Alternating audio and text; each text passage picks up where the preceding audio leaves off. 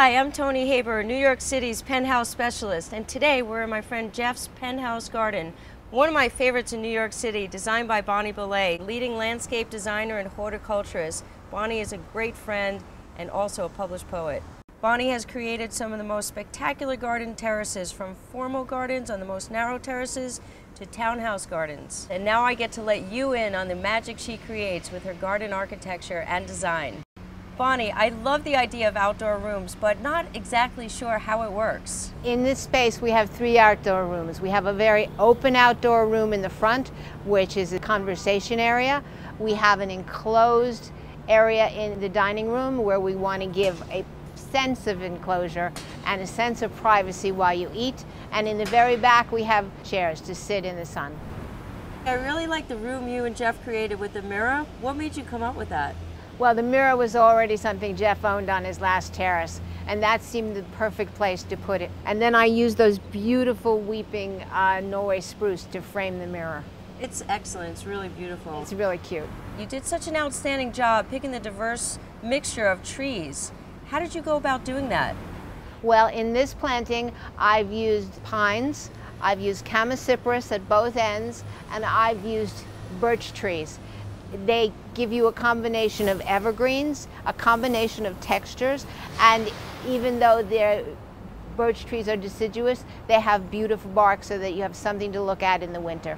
Texture is very important when you work with garden material. The Chamaecyparis have a very light, lacy texture, a very soft texture. The birches are deciduous and they give you an entirely different texture because they're not an evergreen. And the pines have long blue needles. Bonnie, what about wind? Wind is very important in 2 ways. In backyard gardens where there's a lack of air circulation, you can have a lot of trouble growing anything at all. And on a terrace, you can have trouble growing something that would normally grow in a country environment, but because it's much windier on a terrace, something like a holly or a variegated holly will not grow in a planter. Bonnie, choosing the right planters can be tough. They need to be aesthetically pleasing and functional.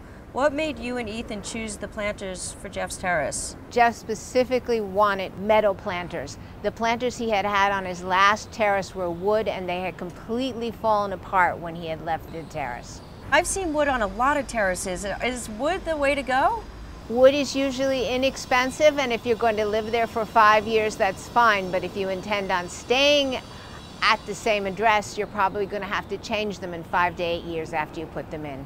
So these planters last more than 5 to 8 years? Planters are steel. They're going to last forever. Fiberglass is also a very good choice. Bonnie, thank you so much. I always learn so much from you. You did an outstanding job on Jeff's terrace, and I'm always learning from you.